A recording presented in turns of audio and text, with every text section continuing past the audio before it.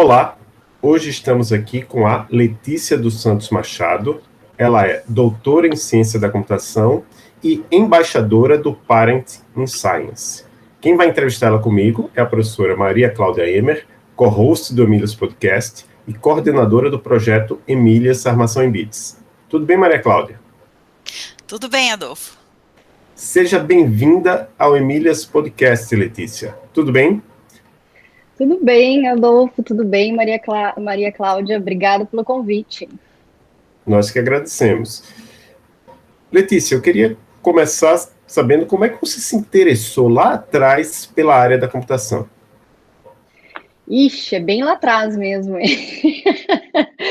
Mas vamos lá, não era a minha primeira opção, né? Na verdade, quando a gente termina, assim, né? Na minha época lá era o segundo grau, mas o ensino médio não era a minha primeira opção. Mas eu já havia feito um curso durante, né, o ensino médio, assim, tinha algumas disciplinas de computação. E, né, achava assim, interessante, né, a gente estava iniciando, assim, a ter os computadores pessoais em casa, e a internet, enfim, tinha que, né, marcar horário no laboratório, e aí eu acabei, então, né, depois de algumas tentativas na minha outra opção, né, que era mais voltada para a área de jornalismo e tal, eu acabei, então, prestando vestibular, e aí comecei a me envolver com o curso, e claro, né, tinha uma pegada aí muito forte, né, da parte de exatas, de matemática e tal, então, né, houve um esforço, assim, meu, né, dentro dessas disciplinas, mas eu sempre fiquei muito inclinada, assim, para a parte de educação, né, de entender, de ver como a computação, a tecnologia, né, na sua evolução aí desde o tempo da graduação. Eu participei de bolsa de iniciação científica, né, então sempre fui muito inclinada para essa parte aí de educação, de ensinar, né, de aprender e de trocas, assim, então isso acho que me levou, assim, a entender e a gostar, né, a ter esse ânimo aí, esse apetite de continuar na área, né. Certo. E como foi a sua formação na área? Então, eu iniciei o meu curso, eu sou do interior do Rio Grande do Sul, né, eu iniciei meu curso no interior, aí depois eu pedi transferência para a Universidade Católica de Pelotas. Então, quando eu estava comentando aqui com vocês que eu já andarilhei aí por este Brasil, isso é verdade, né? Isso é bom, né? Olhando hoje sobre perspectiva, isso foi bom, porque foram essas experiências que me tornaram também, né, hoje a pessoa e a profissional que eu sou. Então, eu fui para Pelotas e eu terminei a graduação lá. Como eu falei, quando eu terminei a graduação, né, eu participei de um projeto que foi muito interessante lá. Eu tinha fazia, né, a bolsa de iniciação científica, e eu ajudava uma professora no doutorado dela a ensinar informática, né, algumas pacote Office, enfim, alguns aplicativos, na verdade, alguns sistemas, né, que naquele momento a gente não tinha, assim, esse mundão aí de aplicativos, e para meninas carentes, né, numa escola municipal lá. Então, a gente tinha esse projeto, e era muito interessante, que era para ver qual que era, né, o uso da tecnologia, o quanto isso impactava na autoestima delas e na performance delas em outras disciplinas, né, no curso. Então, tinham meninas que estavam, né, que tinham 15, 14 anos, assim, diferentes idades, e estavam na terceira, quarta série, né, dentro daquela realidade. Então, aquilo foi um projeto muito interessante. E aí, depois, eu, né, terminei a graduação e fui fazer o mestrado, né, logo, então eu tive uma experiência muito curta, assim, no mercado de trabalho mesmo, e iniciei o mestrado na PUC, né, dentro da área de banco de dados, com uma professora que me estimulou muito, assim, me fez acender essa vontade de ir para pesquisa, que foi a professora Karen Becker. Atualmente ela está na URGS, então eu trabalhei também, e dentro do meu mestrado, a minha área foi mineração web, né, era uma área nova também, dentro de mineração de dados, e aí eu fiz todo um trabalho em cima da plataforma de EAD, de educação à distância, que tinha na PUC, né, o PUC-RS virtual. E aí eu analisei, né, dentro dessa parte de educação de novo, né, envolvida com isso, olhando ali como é que eram, né, o conteúdo, o uso da web dentro daquelas disciplinas da plataforma que se usava, né, naquele momento lá de EAD. Depois disso, eu comecei a dar aula, né, fui para a docência mesmo, aí, né, eu fiquei trabalhando em algumas universidades, né, então eu tenho mais de 15 anos de experiência em docência, entre elas, né, aqui no Rio Grande do Sul, a Unicinos, a Universidade Luterana do Brasil, né, e também sempre muito envolvida aí com o ensino e a pesquisa. E, bom, acho que depois disso eu voltei para o doutorado, né, e também tive daí uma boa experiência no mercado de trabalho, fazia aí uma tripla jornada, né, manhã, tarde na indústria e de noite com as aulas nos cursos, né, de ciência da computação, sistemas de informação, e acho que um pouquinho dessa jornada é isso.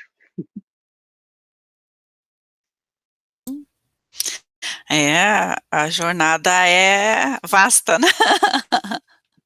Bastante experiência. Bom, e hoje, como é o seu dia a dia? Você passa muito tempo em frente ao computador, pesquisando, orientando? Qual é o seu cotidiano?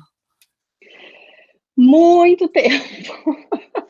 Tempo demais, que agora eu não consigo mais nem tirar o óculos, ó, assim, a minha visão ficou extremamente prejudicada, nem durante os 4 anos ali de doutorado, né, que são intensos também, e claro, né, também tem aí a questão de data de nascimento aí, que vai, né, vai perdendo a validade.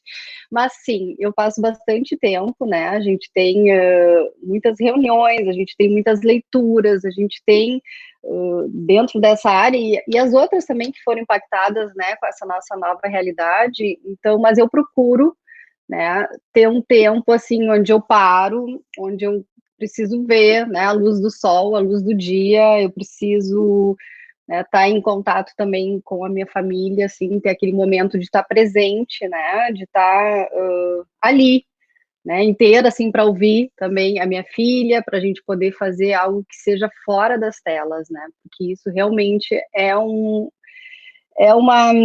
preocupação, assim, é algo que a gente, né, cada vez mais está, né, utilizando e se tornando, né, preso a isso, mas a gente tem que ter um momento de se encontrar e também para deixar isso um pouco fora, né? Porque aqui em casa todo mundo é muito da área, né? O meu marido também é da área de tecnologia, então a minha filha automaticamente ela também já fica nesse contexto, então a gente precisa realmente ter momentos de desconexão. Letícia, você enfrentou dificuldades na escola ou no trabalho por ser mulher? Puxa, essa pergunta é gigante, hein? Muito expressiva e muito importante de ser feita. Sabe, assim, que tendo honestidade selvagem, assim, acho que há um tempo atrás eu não tinha essa consciência de que as coisas, né, que eu enfrentava, ou aqueles sentimentos que eu tinha não tão bons, eram relacionados a isso, assim, né, relacionados à questão de, bom, eu estou numa área que é bastante masculina, dura, né? E eu mesmo, assim, sem perceber, e agora, né, também tendo essa consciência maior, percebi que eu tinha que me sentir. Eu sempre fui uma pessoa que gosta muito, né, de colorido, venho de uma família de 4 mulheres, assim, né? Minha mãe mais 2 irmãs, né, depois a minha sobrinha. Então a gente é uma família de mulheres que gosta de estar colorida, de ter acessórios. Então eu me lembro que eu passava a não usar, né, esses acessórios ou esse estilo que eu tinha quando, né, eu comecei a faculdade, ou quando eu estava também fazendo algumas interações assim, né, dentro de outros contextos, que eu me sentia que não, para eu, né, eu tinha que parecer mais masculinizada, inclusive, para poder fazer parte, né, eu me senti mais parte desse grupo, o que era, né, o que é totalmente descabido, assim, né, nesse momento, né, mas eu acho que é uma evolução nossa, uma evolução da sociedade, uma evolução do coletivo, assim. Então a gente tinha, né, eu faço essa reflexão hoje e vejo o quanto isso pode ter me feito não ser exatamente, né, ou passar exatamente todas as coisas que eu poderia passar sendo, né, tendo a minha individualidade ali mais respeitada, digamos assim, né. Porque, e depois no trabalho também, eu acho que, né, o Rio Grande do Sul é um dos estados também, né, por toda a sua história bastante machista, e, né, e essa questão aí do patriarcado e tal, de toda a história que foi contada por e para os homens, né, eu acho, então dentro dessa empresa que eu trabalhei, né, obviamente era uma empresa de tecnologia também, então tinha várias mulheres, mas também tinham muitos homens, né, e a maioria deles em cargos mais também de gestão e de gerência, ou há mais tempo lá, né, então, quando eu entrei, assim, alguns preconceitos aconteceram, né, tanto com relação ao dia, por exemplo, o dia que a gente comemora, né, os direitos da mulher, não é o dia da mulher exatamente, né, mas o dia da luta dos direitos das mulheres. Eu lembro que a gente ganhava uma lembrança, uma menção, assim, da empresa, e eu lembro que naquele momento que algum dos colegas ficou assim, tipo, isso não faz sentido, tinha que ter o dia do homem também, né, e naquele momento eu não tinha argumentos, assim, também, acho que não tinha, de novo, né, essa questão da consciência, né, do quanto também a gente tenha hoje, né, e tá sendo tão discutido e necessariamente discutido essa questão da diversidade de gênero, classe, raça, né, e acho que a gente vai falar um pouquinho mais para frente, a questão também, além da mulher, né, pelo seu gênero, estar numa área da computação ou das exatas, ter várias barreiras, né, a gente tem ainda a questão depois da maternidade, né, então isso é um outro ponto aí que hoje né, vivendo, eu consigo ter esse espaço de fala e entender também um pouco desse contexto aí, e dessas realidades que são muitas. Então, a gente entra na nossa pergunta, que tem tudo a ver com você ter sido convidado aqui para o Emílias Podcast, que a gente ficou sabendo que você é embaixadora do Parent in Science, que traduzido para o português seria Pais e Mães na Ciência. O que é o Parent in Science? Então, justamente, o Parent in Science manteve, né, o nome em inglês para ter essa inclusão aí, né, de pais e mães, né, dentro dessa paternidade e maternidade dentro do contexto acadêmico brasileiro, né? É um movimento aí que surgiu em 2017, um pouquinho, né, da história, assim, que a gente tem lá no site, que a Fernanda, né, eu não vou saber dizer o sobrenome dela, porque é super, super internacional aí, né, mas a Fernanda, ela tem 3 filhos, e ela é professora da área de biologia, da URGS, e ela fez um post, né, um dia no Facebook, colocando, assim, expressando, né, expondo todo o sentimento dela naquele momento de não estar conseguindo dar conta de ser mãe e de ser pesquisadora, né, dentro do grupo ali, do contexto dela, e colocando aquilo como se fosse uma realidade só dela, né, aquela impossibilidade dela conseguir manter todos os pratos, né, todos os papéis, atuando em todos os papéis que a gente tem que atuar, tanto como homem quanto mulher, né, mas a gente sabe da cultura do cuidado, né, que as mulheres têm, que as mulheres carregam. Então ela colocou esse post e aquilo teve né, repercutiu muito, assim.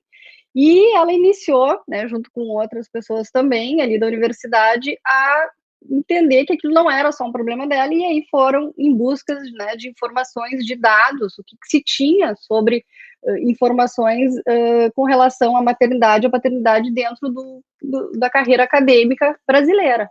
Né, e não se tinha muita coisa, né? Então, elas organizaram um survey, né, para tentar entender aí as realidades, né? Foi um survey que teve a participação de a maioria das áreas do conhecimento, mas uma prevalência da área de biologia, né? Que era uma área onde ela, por estar atuando nessa área, ela acabou, então, né, espalhando aí mais essa informação e conseguiu ter essa adesão. Então, a gente fica pensando hoje, quando a gente conversa com a outra, tem uma outra embaixadora também, a professora Camila, da Universidade Estadual do Maringá, que acho que somos nós duas as embaixadoras da área que representam, né, a área da computação, das exatas, né, tem muita gente da biologia,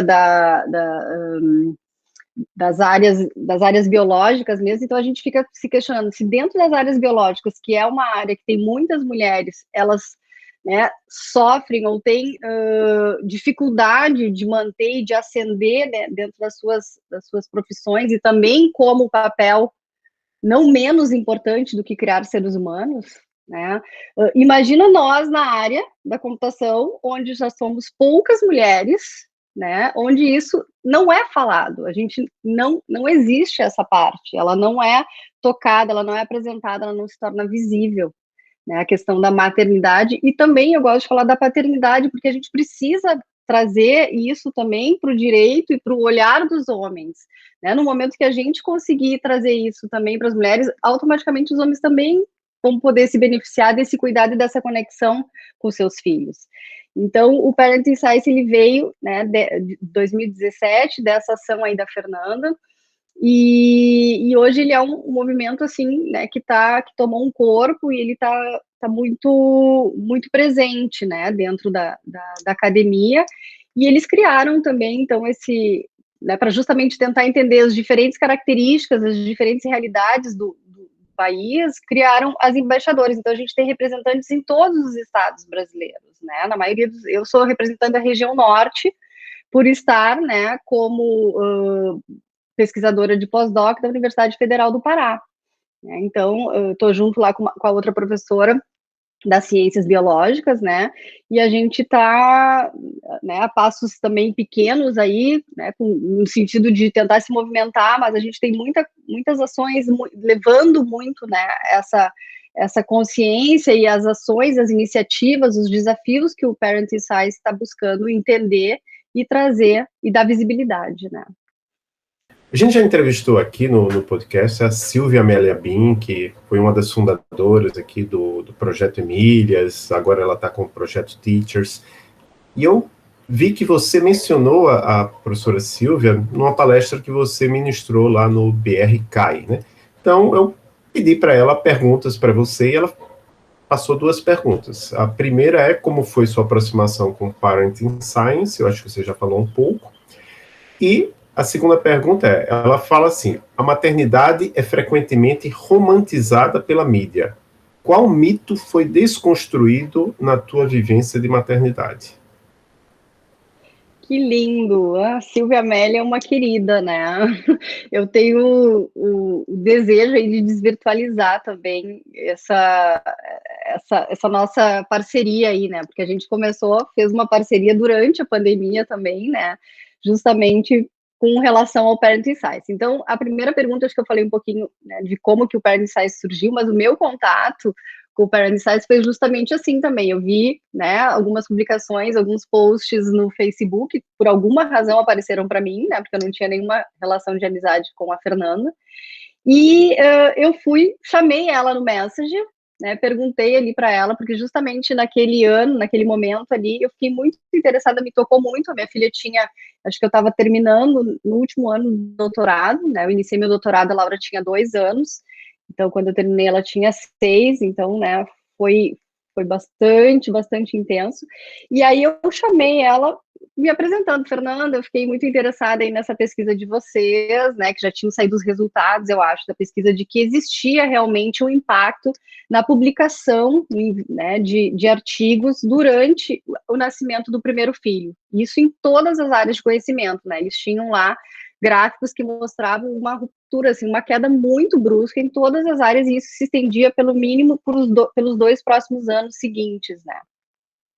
Então eu tinha um evento de engenharia de software, né, sobre equidade de gênero, e eu fiquei muito interessada e perguntei se ela não queria colaborar passando esses dados para a gente escrever um artigo. E aí a gente combinou, né, de se encontrar, inclusive o nosso encontro foi no campus aqui do centro da URGS, ela com o bebê, o último né, filho dela, o caçula dela, amamentando. Ela tinha ido lá na universidade porque ela ia ser homenageada na formatura, então, né, casou assim de ela poder me atender e participar do ensaio, e a gente ali, então, combinou, né, de fazer essa escrita. E fizemos, né, e publicamos, foi uma das primeiras publicações em inglês do grupo, né, dentro desse workshop que foi apresentado no IX, né, no International Conference de Software Engineer, que é uma das maiores conferências, teve esse workshop específico aí sobre a parte de equidade de gênero, e a gente levou, então, esse assunto, né. Então, essa foi a forma como eu me encontrei, como eu busquei nessa colaboração. Depois, o Parents Science, ele promove simpósios, né, os simpósios brasileiros sobre maternidade.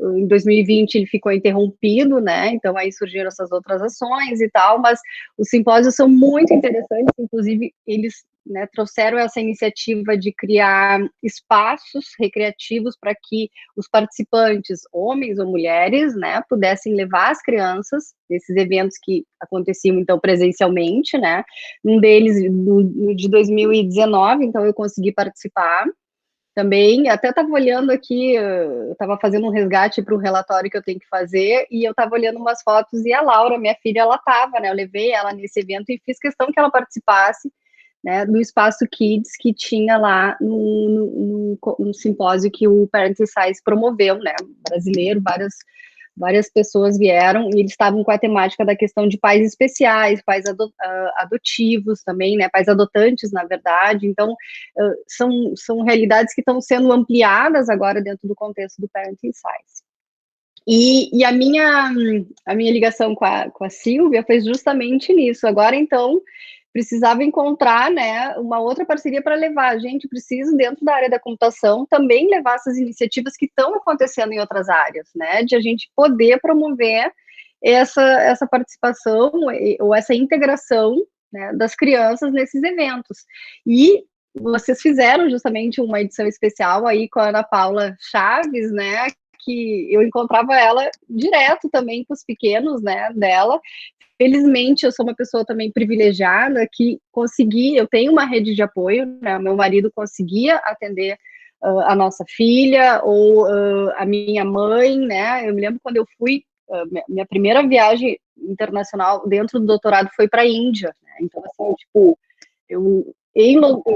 loucamente eu aceitei esse desafio de ir para a Índia apresentar um trabalho, e a Laura tinha 2 anos, né? Então, quer dizer, eu tinha com quem deixar, com quem eu confiasse, para poder, né, fazer essa participação que é tão importante dentro das atividades de pesquisador, de professor que a gente tem, né? Então, a Silvia, a gente, né, conversou e fez também um survey aí para entender se existia essa necessidade dentro da computação, né? A gente chamou aí os associados da SBC, e a gente publicou o artigo no fórum Women Information Technology, né, o WIT do ano passado, no congresso da SBC. A gente teve uma repercussão super boa, né, ali com o artigo. Sugiro aí a leitura e a divulgação também do paper, que foi, né, ele recebeu menção honrosa, onde a gente conseguiu trazer, né, mostrar através dessa pesquisa, e que existe sim essa necessidade, existe esse acolhimento aí por parte da comunidade, né? Não é 100%, mas sim é uma grande parte de pessoas. Posso puxar a outra pergunta aí sobre o mito da maternidade, né? Eu acho que é muito bem trazido pela Silvia, porque, assim, ele não é cor-de-rosa, né? Ele não é, assim, só arrumar o quarto, esperar o bebê, estar feliz com todas, né, com aquele momento ali que todo mundo, de certa forma, exige essa felicidade, né? Ele é uma mudança tão diversa e tão profunda da gente se tornar, nasce uma mãe, né, também, e aí tu tem que te reencontrar, procurar dentro de ti quem era o indivíduo antes, né, de ser mãe.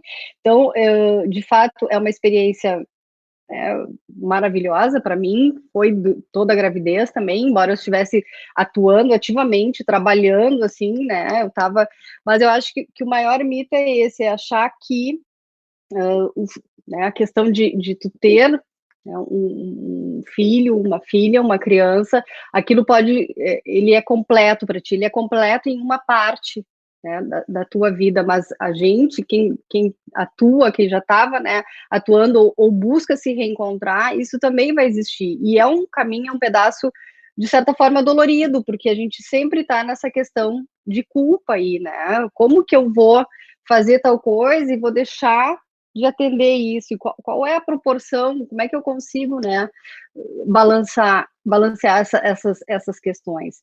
Então, eu acho que a discussão, né, a visibilidade da maternidade, da paternidade, ela pode ajudar a diminuir, a enfrentar melhor essas dores aí, né, e esses desafios que a gente tem durante o período aí que as crianças, né, têm uma necessidade maior de atenção, mas não é só depois de 2 anos, né? Cada fase, ela exige necessidades e atenções diferentes, né? Tanto do pai e quanto da mãe.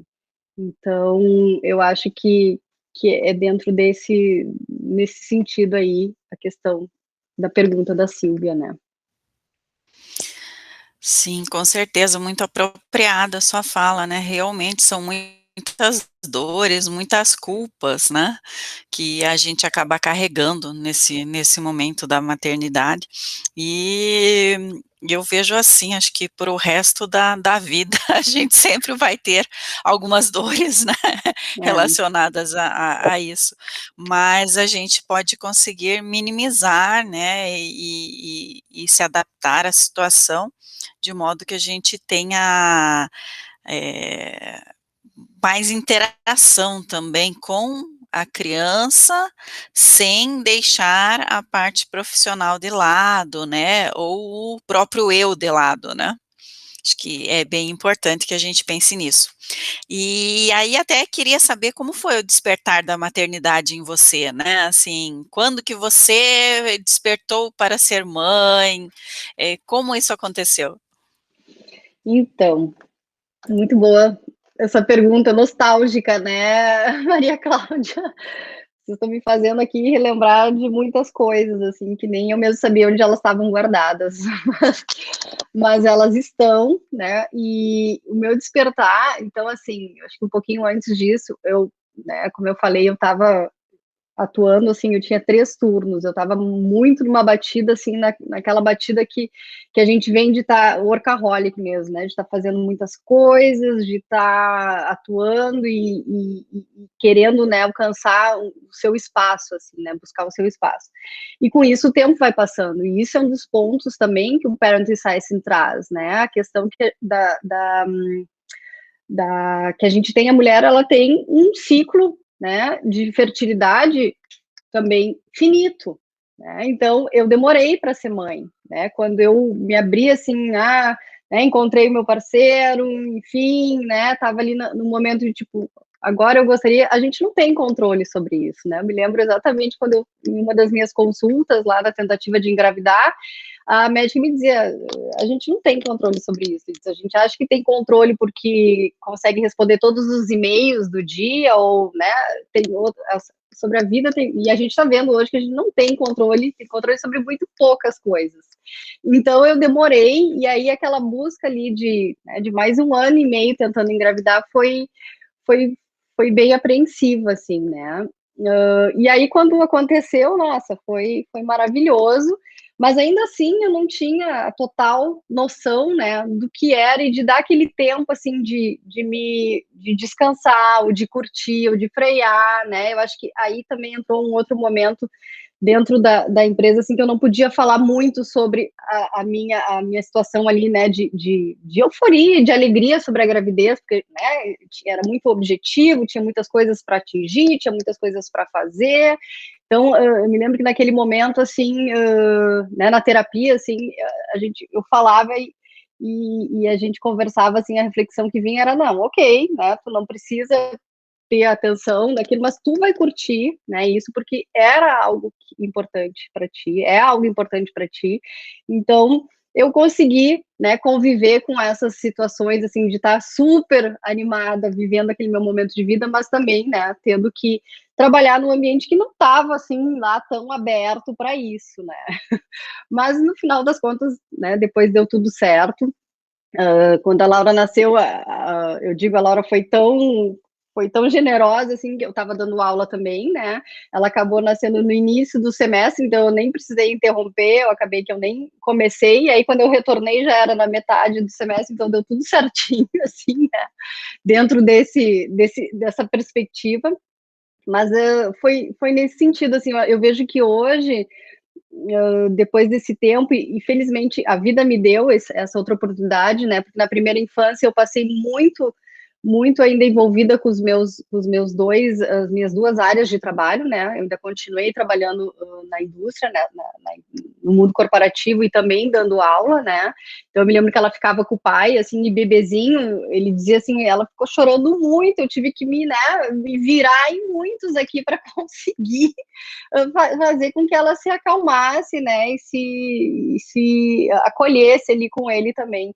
Então, às vezes eu chegava que eu via ela só no final do dia, né, a Laura foi uma criança também que ela foi para a escolinha, foi, né, a gente achou essa forma de cuidado com ela, então, essa primeira infância eu tive muito ainda assim, eu não consegui viver de fato toda ela, né, mas felizmente, depois eu acabei ficando só com a docência, né? Vejam só essa pequena atividade, mas que de certa forma ela conseguiu me flexibilizar mais, né? A atenção, o tempo, nem que eu ficasse depois virando as noites para terminar aqueles artigos, ou corrigir as provas, ou passar aquela revisão, né? Eu conseguia ter esse tempo de estar com ela, de buscar ela na escola, né? Que é um momento assim que é curto também e ele é finito. Então, estou muito feliz assim de poder lembrar e de ver que, né, que a vida deu essas guinadas assim, e a gente acha que naquele momento não entende muito bem o que está acontecendo, mas depois a gente vê que, puxa, eu tive esse tempo assim para poder curtir ela também, né? E sigo curtindo agora também, porque eu sei que o quanto é importante, o quanto eu estava numa batida que não precisava ser dessa forma. Eu acho que essas reflexões são bem importantes também, né, da gente fazer aqui nas nossas conversas. E com relação aos eventos, né, aos eventos presenciais, aos congressos, se um dia, né, ou quando a gente voltar a ter esse tipo de evento presencial, nós deveríamos ter espaços kids em todos os eventos? Então, se eu tivesse que responder, sim, deveríamos, né? Principalmente assim, se não conseguir de fato um espaço, né, específico, que pelo menos o local onde esse evento vai acontecer, que ele tenha um mínimo de locais reservados para quem estiver, por exemplo, amamentando, né, as suas crianças, assim, que a gente possa pensar, ter essa compreensão e essa empatia de pensar que se a pessoa conseguiu ir, se a mulher conseguiu ir no evento, né, que ela consiga ter esse espaço dedicado para ter esse momento, né, de forma tranquila, né, parece que o óbvio precisa ser dito, né, a gente não entende a maternidade ou as crianças, ou o educar ou criar seres humanos como algo que precisa ser olhado e tratado de acordo com a necessidade, né? Então, esse espaço, e eu acho que a gente, né, depois desse levantamento aí, com tantas iniciativas, eu acho que há um movimento brasileiro, isso já acontece também em outros lugares, né, internacionalmente, que seja pelo incentivo também financeiro de poder levar alguém que possa ajudar, né, auxiliar a pesquisadora ou a mãe, enfim, né, o pai naquela situação também, que talvez possa ser um cuidador, né, da criança. Então, nesse sentido, assim, eu vejo essas opções, tanto de ter o espaço, quanto de ter um espaço específico para as crianças, ou de ter um lugar onde esteja reservado que possa se ocupar para isso também, né, ou incentivo de poder ajudar financeiramente com as viagens, ou com alguém que possa também auxiliar, né, no momento mais específico, assim, da participação mesmo, né, da pesquisadora, do pesquisador na apresentação do seu trabalho, ou no grupo de discussão, enfim, que é uma atividade extremamente importante para conseguir colaborar, para conseguir divulgar o seu trabalho. E isso não pode ficar interrompido por conta de algo que é natural, é humano, é da vida, né? Se as mulheres deixassem de ter filhos, que teremos daí se não tivermos mais filhos, né? Não, é uma pergunta bem provocativa e bem, né, dura, assim, bem na cara de ser dita, né? Então, a gente precisa olhar para isso, precisa tratar isso, né? Principalmente também com as discentes da graduação e da pós-graduação, que é outro cuidado também agora, e outra atenção que o Parent Science vem trazendo. A gente sabe na computação tem excelentes projetos aí, super necessários e que estão tendo um impacto extremamente positivos, né? Eu vou falar do Meninas Digitais, mas todos os outros projetos parceiros que tem, o podcast de vocês trazendo esses assuntos, né, que a gente acha que dentro da nossa área não se pode falar, né? Eu não posso falar do que eu estou sentindo, ou de outros sentimentos, ou de outras relações que não sejam, né, as mais controláveis, né? Assim, né? Não, a gente trabalha com máquinas, mas quem interage com as máquinas, né, tudo é relação ainda, é relação com pessoas, com seres humanos, então a gente tem que trazer essas questões, né, para isso, mas dentro também do contexto das alunas discentes, né, o grupo discente aí da pós-graduação e da graduação, quais são os incentivos ou quais são as políticas de apoio que existem, né, durante esse momento aí, quando as mulheres passam a ter também, serem mães, como é que acontece isso? E a gente sabe, e está lá divulgado também no Parent Science, muitas questões, assim, e muitas coisas que se ouvem que a gente não imagina, né, que acontece, assim, de preconceito e de situações realmente bem, bem embaraçosas, assim.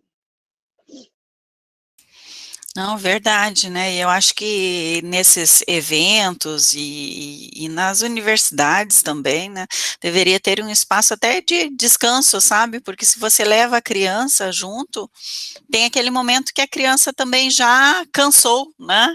E precisa de um descanso, de um momento assim mais particular com os pais. Então, acho que seria interessante que tivesse esse espaço também para que os pais pudessem ficar ali um pouquinho com a criança, né?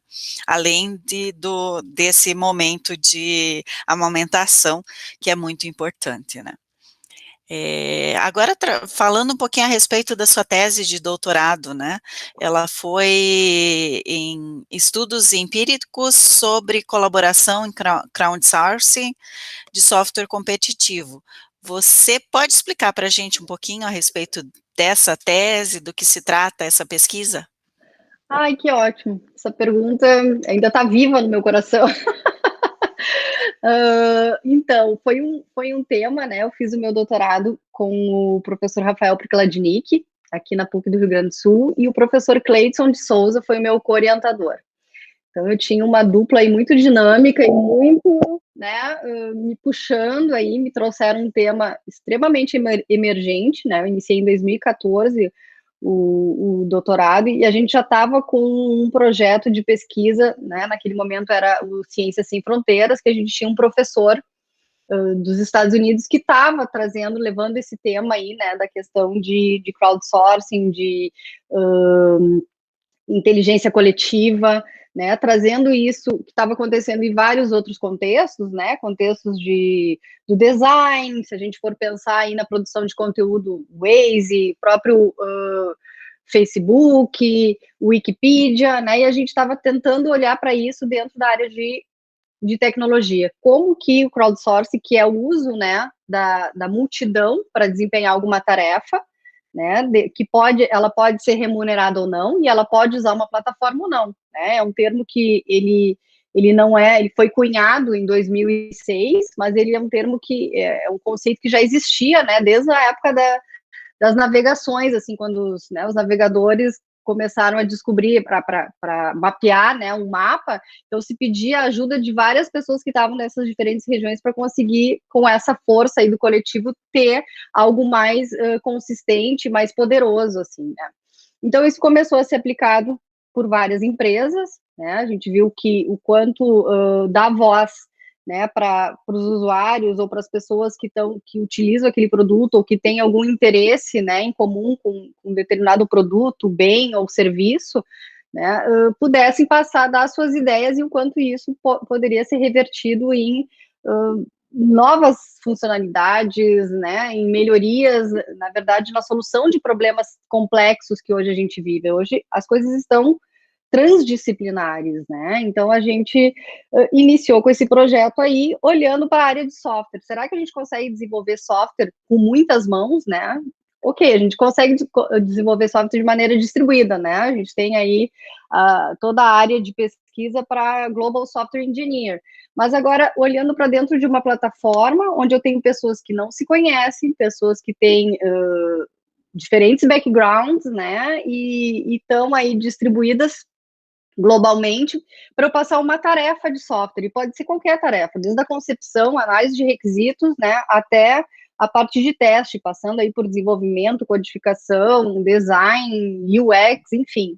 Então, isso no Brasil era ainda pouco, né, explorado, inclusive as plataformas que fazem esse tipo de estratégia para desenvolver software, elas são americanas ou europeias, né? Então, foi um super desafio de entender esse contexto, de ver, né, quais eram as empresas, o que estava se usando e quais eram as vantagens. Então, tinham 3 principais vantagens, né, que são levadas para dentro da área de desenvolvimento de software, que é justamente ter uma diversidade de soluções para um problema. Eu posso ter inúmeras soluções diferentes, acelerar o tempo de desenvolvimento de software, né, porque eu vou ter isso sendo trabalhado aí 24/7, já que isso está numa plataforma global. Então, eu tenho diferentes time zonas utilizando a um baixo custo, porque eu tenho on demand, né? Eu tenho uma atividade lá, eu tenho um grupo de pessoas que se cadastram ou que se habilita para fazer aquela atividade, e elas ainda podem ser recompensadas, dado que a sua solução atende, né, aos critérios de qualidade, enfim, de necessidade do cliente, né? Então, existem essas 3 pontas. O cliente que demanda, a plataforma que concentrava e que concentra aí essa multidão de pessoas que estão cadastradas e que estão disponíveis para executar essa atividade, e o cliente, plataforma e a crowd, né? Então, eu trabalhei em cima disso, olhando para uma plataforma que era competitiva. Então, eu fui, né, buscar aí algo que eu olhava e dizia assim, Letícia, tu está sendo, né, ousada em querer saber se tem colaboração num ambiente que é competitivo, as pessoas estão concorrendo por algumas centenas de dólares, né, como é que tu vai encontrar colaboração aí? Aí eu fui esmiuçar e o que dentro de colaboração a gente tem, né, além da coordenação, cooperação, comunicação. E o meu trabalho, ele teve um resultado muito, muito interessante, assim, né, que ele demonstrou que sim, embora se pensasse que não pudesse existir colaboração num ambiente competitivo para desenvolver software onde eu tenho um tempo bem limitado, pessoas que não se conhecem, né, existia ali canais de comunicação de forma assíncrona, onde se discutiam questões da tarefa, e ali, então, eu mapeei, né, fiz toda uma análise do conteúdo desses fóruns para ver o que estava sendo discutido sobre aquela tarefa. Então, existiam momentos que, né, os próprios competidores se conversavam, existia um líder, né, um gerente ali para aquela tarefa, mas às vezes quem passava as respostas, né, para as perguntas que aconteciam ali não era nem o gerente, eram os próprios competidores, digamos assim. Então, eu fiz todo um mapeamento, né, usei aí Ground Theory para mapear, codificar essas mensagens, e a gente percebeu, teve uma correlação, assim, fiz uma análise, né, estatística também, e qualitativa, para mostrar que as pessoas que mais se comunicavam no fórum sobre diferentes categorias, ou sobre determinadas categorias, eram as que mais venciam nos desafios. Então, né, houve essa início aí de correlação. Claro que a gente, né, precisa investigar um pouco mais aí e ter mais dados que corroborem com esse resultado, mas ele foi um início, né, de insight aí, né, de relação que a gente viu dentro do contexto de crowdsourcing para desenvolvimento de software em ambiente competitivo. E a gente tem bastante artigo aí publicado, inclusive agora, né, depois de um tempo que a gente tem que ir aprimorando ali, a gente conseguiu aí a publicação de todos os resultados da minha tese agora em um evento internacional, aí o Group 2022, que é da área de CSCW, bem importante também. Então, agora sim, estou estou feliz da vida que a gente já tinha vários outros pequenos artigos, mas esse ele conseguiu passar mais na íntegra aí todos esses resultados que eu resumidamente converso e apresento aí para vocês. Muito legal. E você participa de algum outro grupo de apoio a mulheres na computação? Então, na verdade, né, eu fiquei muito próxima aí do grupo que a gente escreveu o artigo, que são do Meninas Digitais, mas nesse momento a gente está tentando formar algo dentro do Parent Insights justamente para tentar trazer esses dados mais específicos sobre a área de computação, né? Então, a gente está aí com algumas ideias e alguns convites que vão ser disparados aí para a gente fazer também esse levantamento, né, das universidades, de ver dentro da área de computação quem são, né, tanto docentes quanto discentes, quem são pais, quem são mães, como é que está essa realidade, o que os dados nos mostram, para a gente poder entender também que ações, né, e que caminhos que pontes a gente pode construir aí para dentro dessa questão da parentalidade, né. Mas atualmente é o Parent Insights mesmo que eu estou mais envolvida. E Letícia, alguma mulher te inspirou em sua carreira? Sim, né? A gente sempre tem mulheres inspiradoras aí. Eu tenho convivido, né, bastante atualmente aí, assim, com várias mulheres inspiradoras, né? Acho que uma delas também vocês já entrevistaram, foi a Tayana Conte. A Tayana foi da minha banca de doutorado e eu estava com muito, muito nervoso, né, de ela estar ali, porque ela é uma mulher extremamente competente dentro da sua área de atuação, né, e aí eu pude ver que é um ser humano, assim, também onde a gente quer estar perto para aprender e para colaborar, né, porque a colaboração, ela tem que existir de maneira respeitosa também, né, ou os feedbacks também, eles têm que ocorrer de maneira respeitosa, e a Tayana, ela é um exemplo disso, assim.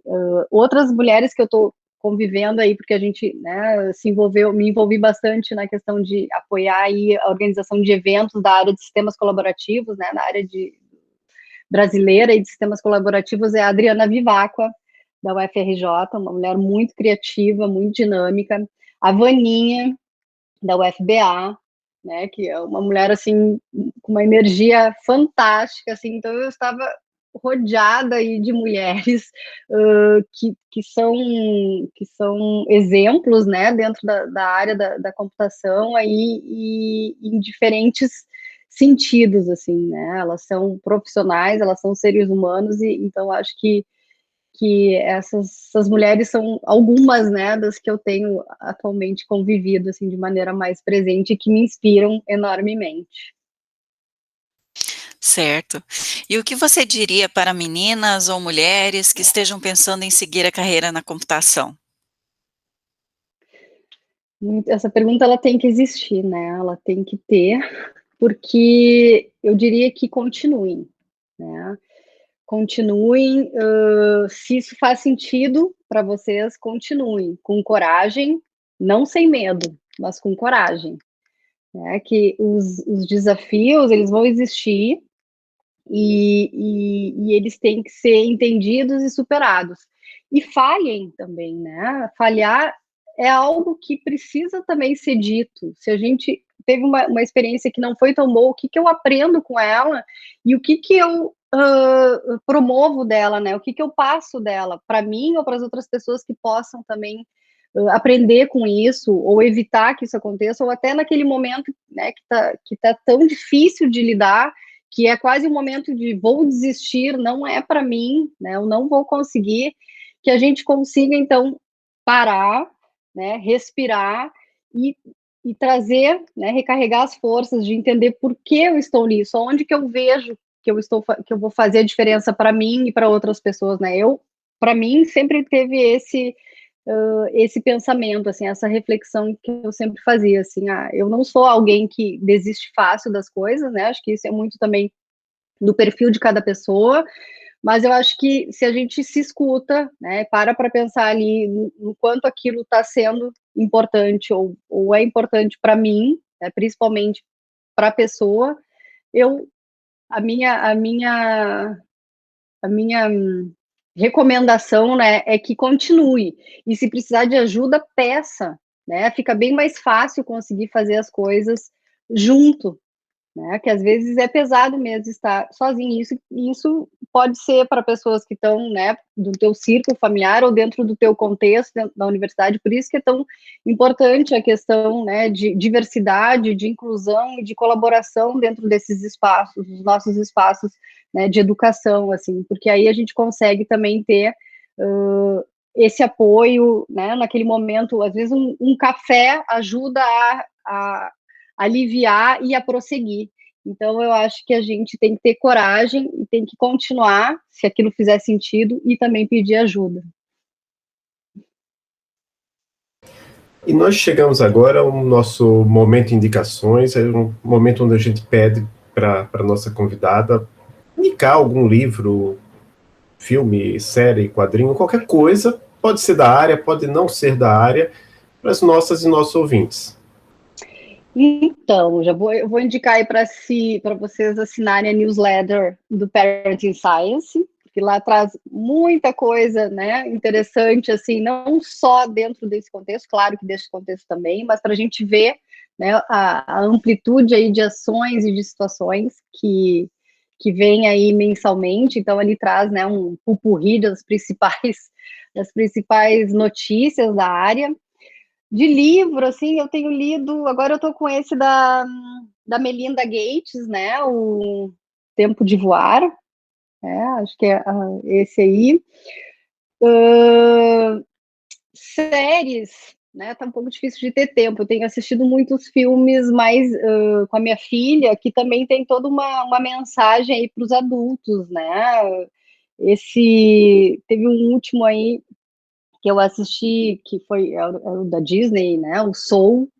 Pachamama é um filminho super alternativo, que eu acho que ainda tá no Netflix, que fala sobre toda a questão da mãe natureza, né? Então eu tô com algumas dicas aí mais lúdicas, digamos assim, mas que também nos trazem uma mensagem super importante, né?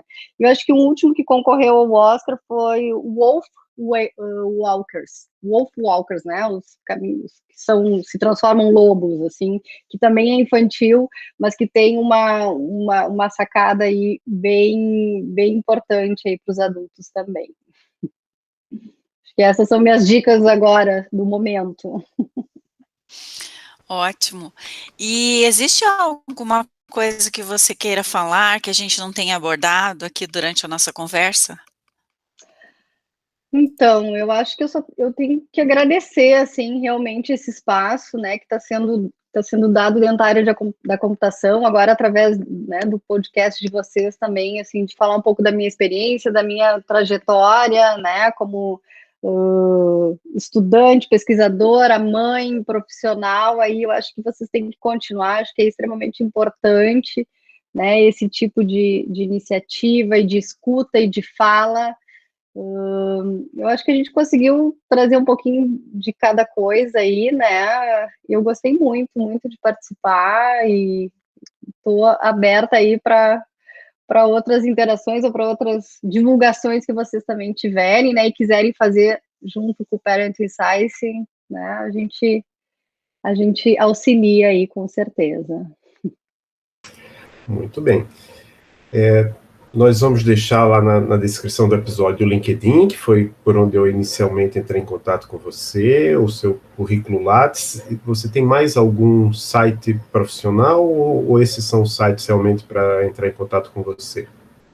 Nesse momento o LinkedIn está mais atualizado. Vou ter que agora tirar um tempo para atualizar o Lattes também, né, com essas últimas publicações aí que a gente teve, inclusive agora nesse momento do Covid também, né, eu deixo aí também mais um trabalho que foi sobre gênero aí, que a gente acabou publicando na IEEE, né, na I3E, aí numa special issue sobre diversidade, inclusive para mostrar justamente a questão da Covid, né, da colaboração para os profissionais de engenharia de software. Então, ali a gente tem algumas recomendações, né, que foram vistas das diferenças que realmente existem, né, dentro dessa lente de gênero. Então, acho que faltou trazer mais esse recado aí para endereçar aí sobre essa questão de gênero, enfim, que a gente está discutindo aqui, junto com o assunto do Parenting Science. E você quer agradecer, mandar um abraço para alguém? Eu quero agradecer, sim, quero agradecer também ao meu supervisor, né, o Cleiton de Souza, aí, por eu poder também trazer, né, com o pós-doc, eu consegui aí continuar minhas pesquisas, né, e consegui também, a partir da filiação, né, da filiação com a universidade, conseguir atuar aí como embaixadora, né, do Parenting Science e tantos outros projetos que a gente está. Então, o Cleiton tem me acompanhado aí bastante, né, e eu acho que vocês, né, homens, a gente precisa desse apoio também para se juntar, né, a nossa voz e fazer voz também junto aos nossos pares. Então, eu também agradeço aí o Adolfo, que eu fiquei sabendo que foi ele que também iniciou o podcast, né, e a ti também, Maria Cláudia, né, por todas as perguntas e por passar esse tempo aqui conversando com vocês. Fiquei muito feliz realmente com o convite e com esse tempo que a gente passou juntos aqui. Muito obrigado, Letícia. E aos nossos e nossas ouvintes, um grande abraço. Até o próximo episódio. Tchau, tchau.